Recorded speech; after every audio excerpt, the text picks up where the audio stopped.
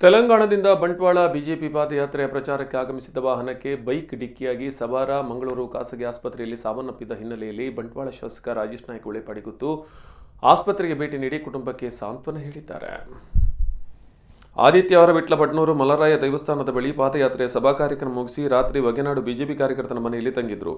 ಇಂದು ಬೆಳಗ್ಗೆ ಪ್ರಚಾರದ ವಾಹನಕ್ಕೆ ಬೈಕ್ ಡಿಕ್ಕಿಯಾಗಿ ಬೈಕ್ ಸವಾರ ಚಿಂತಾಜನಕ ಸ್ಥಿತಿಯಲ್ಲಿ ಆಸ್ಪತ್ರೆಗೆ ದಾಖಲಾದ ಬಗ್ಗೆ ಮಾಹಿತಿ ಸಿಗುತ್ತಿದ್ದಂತೆ ಶಾಸಕರು ತಂಗಿದ್ದ ಮನೆಯಿಂದ ನೇರವಾಗಿ ಆಸ್ಪತ್ರೆಗೆ ಭೇಟಿ ನೀಡಿದ್ದಾರೆ.